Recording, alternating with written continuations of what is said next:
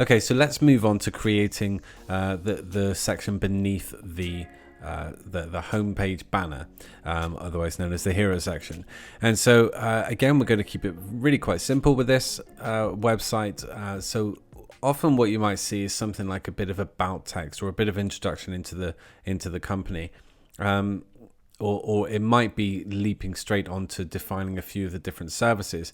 I personally think that's the best thing to do straight after the hero image and the main banner.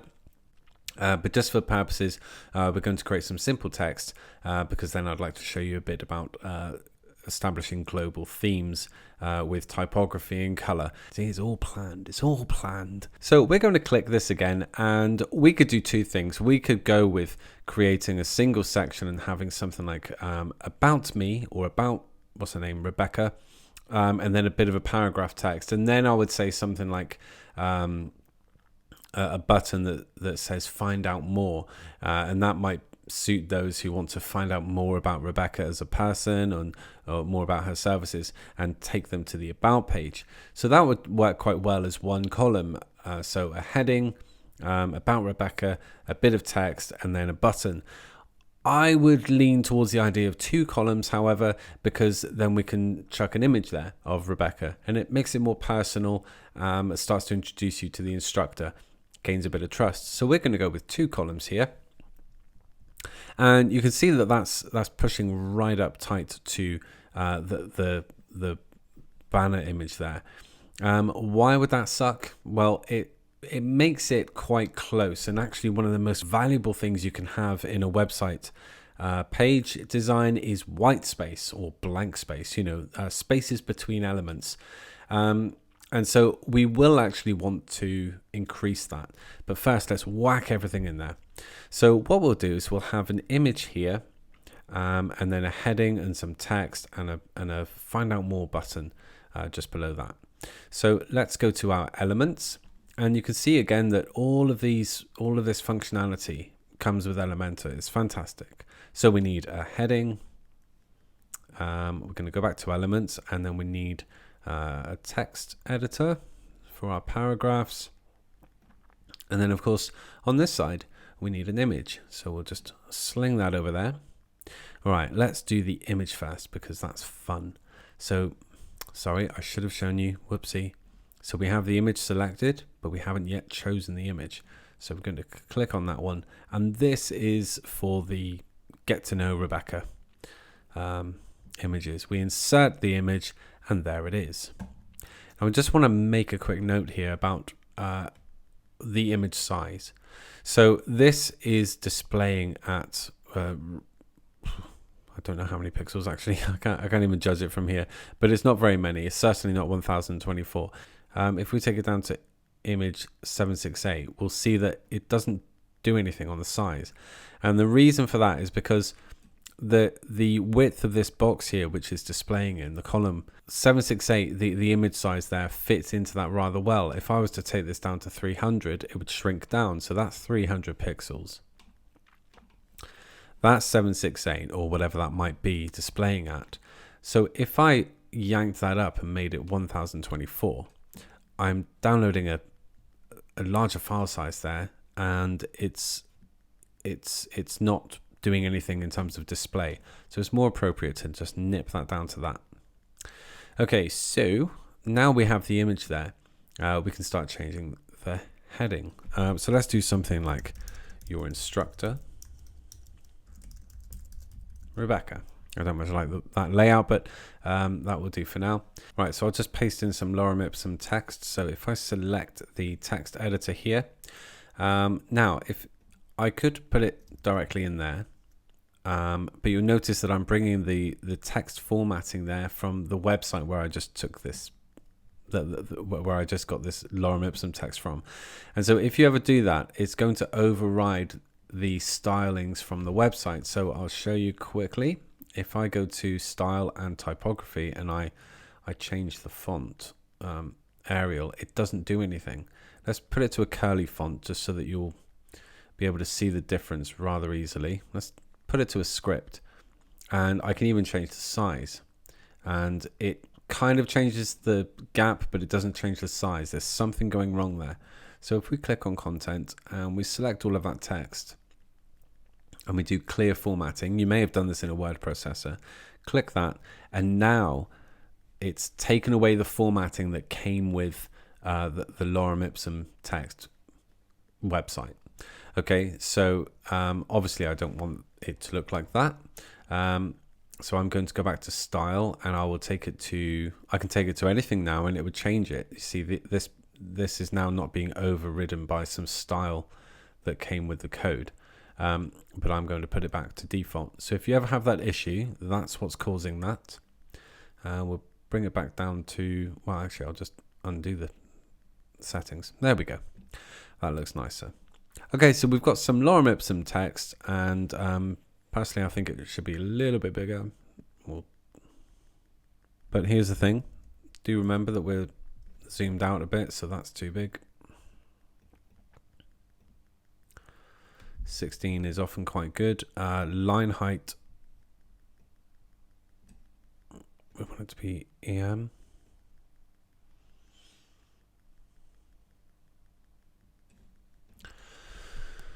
And I'm going to break up the text a little bit. That's actually a bit too much text. We're going to delete that and put a button for find out more. So I don't want it to be the same as that button. I would like it to be a different button, which is less call to action-y.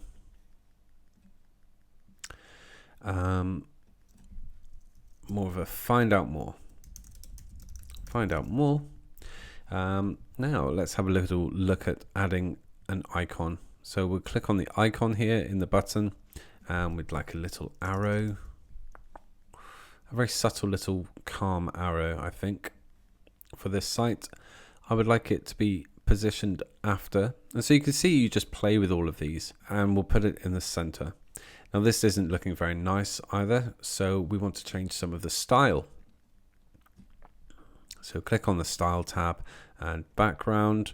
I'm going to choose no background, so we're going to make it deaded, invisible. But then I do want to change the color to something like something calm. And then I'd like the typography of the button to be a bit bigger, perhaps. Something like a 20. Okay. Because I don't want that to be the biggest focus of the page, but I want it to be there should it need to be.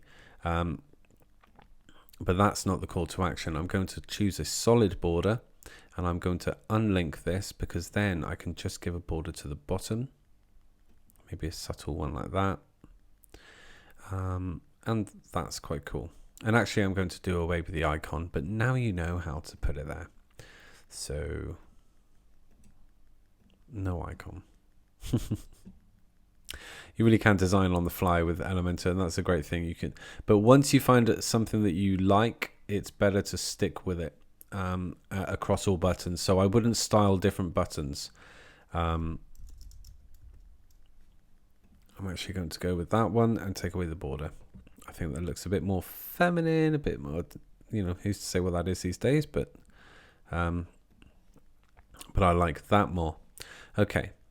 Now the important thing would be that I would want to keep this format of the button elsewhere. Okay, so for any more more buttons, I'd want to keep it quite the same. Okay, so next we want to make this a little bit more central to the picture. That always looks a bit better. So we're going to click on the column. You see we have the two different columns there, and we would like vertical align middle, and that looks quite good. The other thing is that we still have the issue with this being too close to the banner at the top. I mean, look at that. We've finished the banner, and then suddenly we're like, oh, hi, Rebecca, how's it going? Going with 100% there. So what we want to do is just have a little bit more white space. And so the way we're going to do that is, if you recall, margin would increase the gap between this section here and the section above it, because it controls the gap between the outside edge and of one element and the outside edge of another. So I'll show you what we could do is increase that to 60 pixels. So now there is 60 pixels margin between the two. However, that kind of sucks, and I'll show you why. Because if we change the color of this, what am I doing? If we change the color of this section,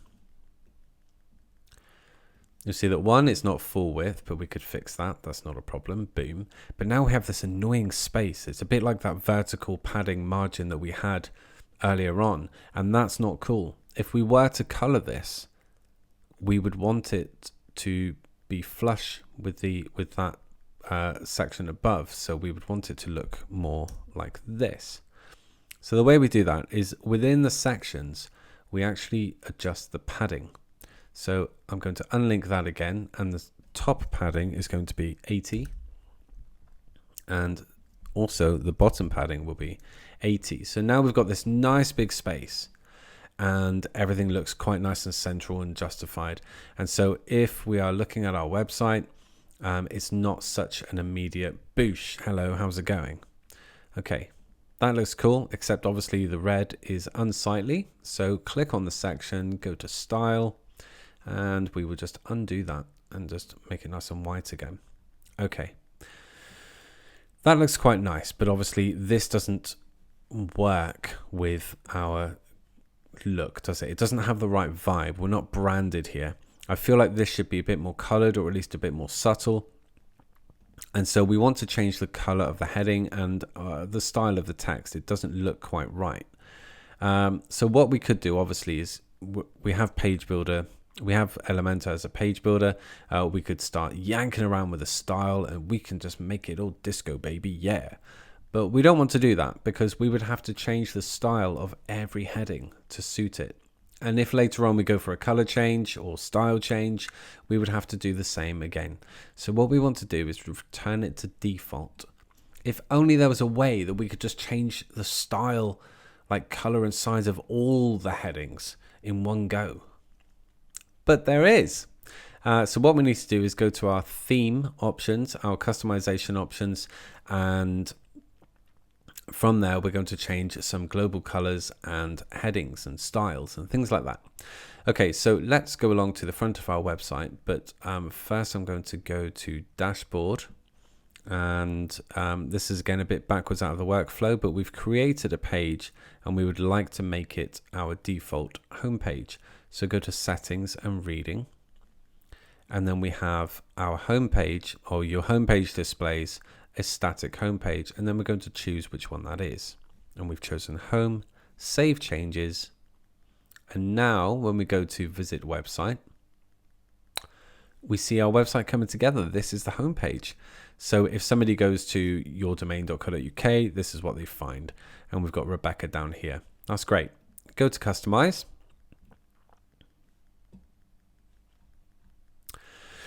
Now, the typography, the font family that I chose here was Montserrat, and I hope I'm saying that correctly. I figured that might look quite nice for all of the headings. So within Customize, I'm going to go to, not to header, I'm going to go to typography, and then here we've got all the different settings for the headings. I don't recall which heading that was. Let's have a look. Content H2. So if I was to change the H2 settings, to something very visually different. Look at that. It's changed all the H2 settings. So we can have lots of fun having a look at this, but I would encourage you again to start thinking about branding and what you want to communicate with that. We want something quite, this would suit a text site, but maybe not so much for yoga. I'm going to type in there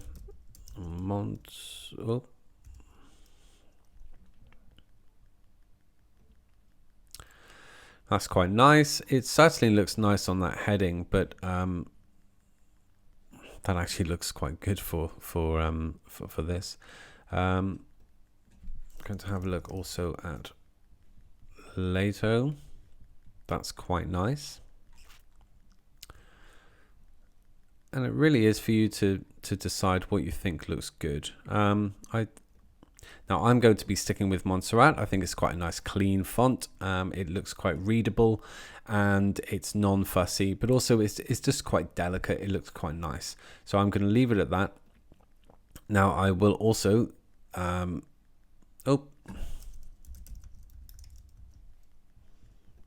take that, and I'm just going to keep that consistent for all of the headings. Now the Cadence theme, you've got ones, you can set all of the headings with one setting, which is quite fantastic. But hey, this is free. This is amazing. Oh, come on. And select.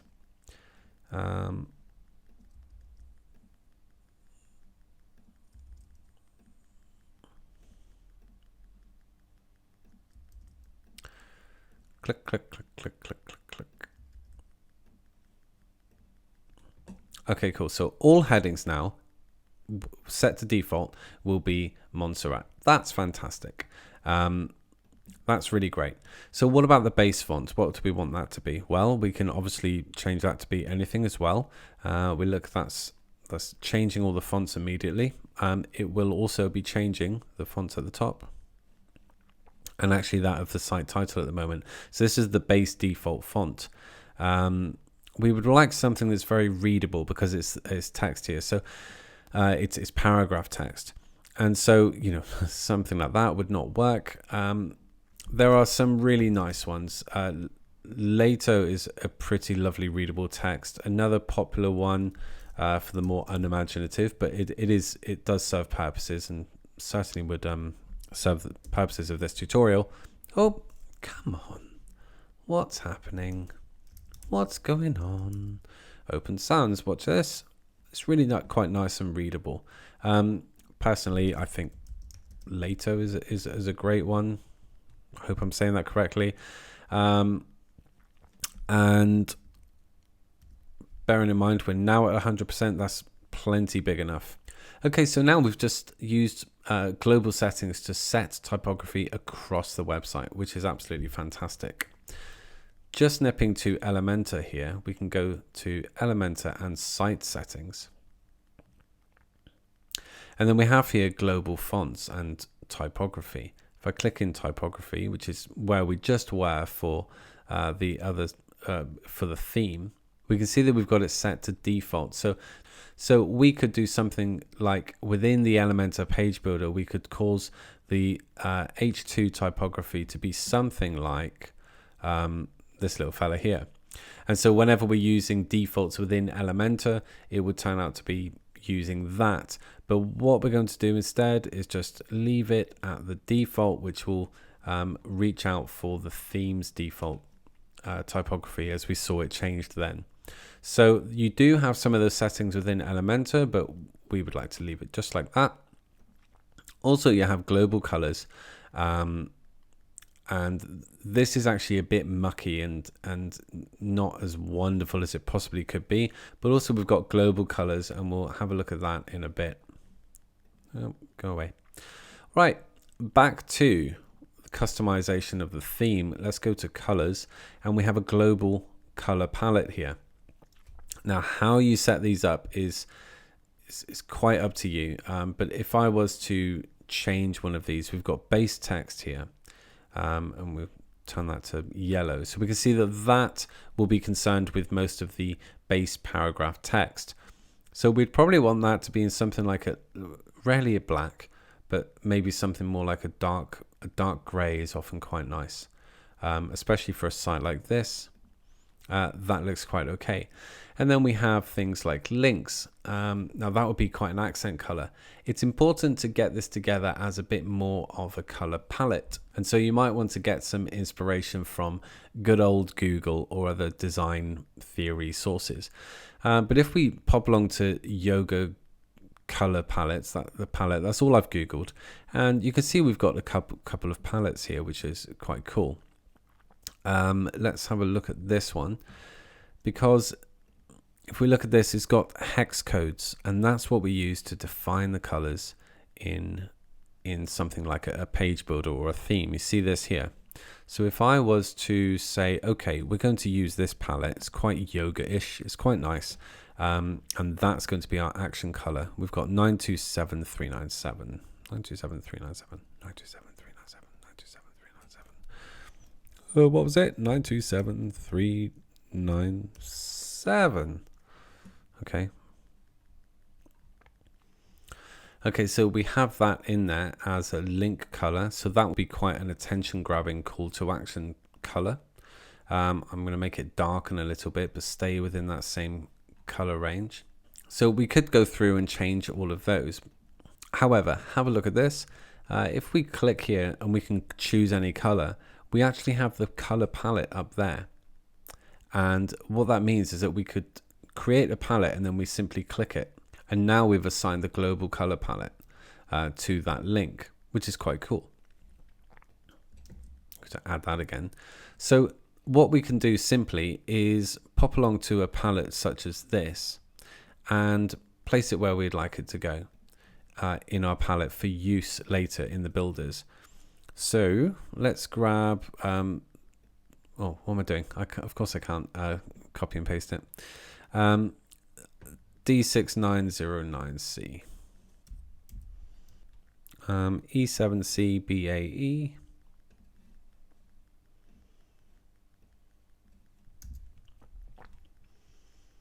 I really haven't spent time to look at this really. 7F7, so this is maybe an unusable, appalling kind of palette to use. Okay, so we have some colors in there which look pretty nice as a palette, and oh, I didn't add that last one. I would like it. This one, boosh, because I would like to add that in there.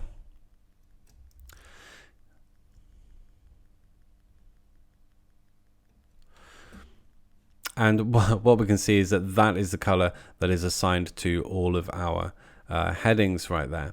Okay, so obviously we can change that. We can change all headings to be a different color. It might be more suitable to be that. Nope, not very readable. That's a bit too blur. So maybe that's a nicer way. I would personally think that leaving it as a more of a gray is a good idea. Maybe something like that. But, you know, those are design and brand choices that you would need to make. So what we've got quickly are global colors that we're able to use across the site. So that's all well and good, setting those in our customization, in our theme customization. But then how do we use those in Elementor? Now, obviously, that's set that anyway. But if we go along to Elementor now, we'll just refresh to ensure that it has all current settings.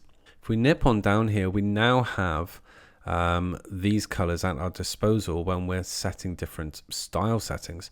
So if we go to text color, for example, or we set this by going to this color picker, and we set something and it seemed pretty nice, but we can put that back to default, which is white, which is not that helpful. But if we go to this default global icon here, I'm just going to zoom in, you see that we have all of these different preset color options. The interesting part is here we have the theme color palette, and that means that both in the theme and in Elementor we have access to all of these predefined hex codes. So our focus color, our accent, our call to action color, I would say is probably this one. It looks quite nice. Now if we were to set the button to be that, it would be quite a call to action kind of color. So, you know, let's play with that. We're on the button, and we have some predefined colors that we can use. So whoops, so I've got that set as being transparent right now, which we don't want, but we could set it like that, which we don't want to do. Instead we want to use a global color, and let's say we want to do our, oh no, that's not very cool. But we can find our accent color and turn this to white. You can see how quickly we can start to use all of those preset colors, global colors. Now, of course, we can set that onto that as well. I would like this to look a bit more subtle and yet still maintain our branding with our color palette. So I am going to choose to bring the opacity of that one down. It doesn't really matter what color it is when it's transparent. And then we're going to use a global color here.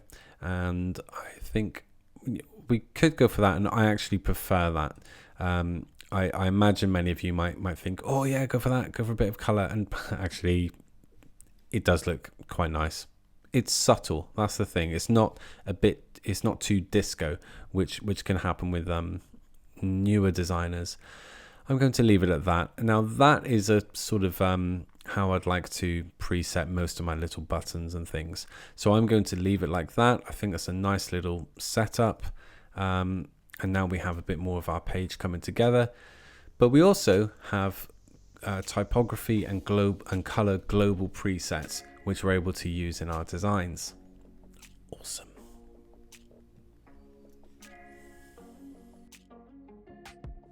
Hey there, it's Chris here. Thanks for watching the video. Please do like and subscribe and share and comment if you haven't yet. And I'll see you in the next course of video.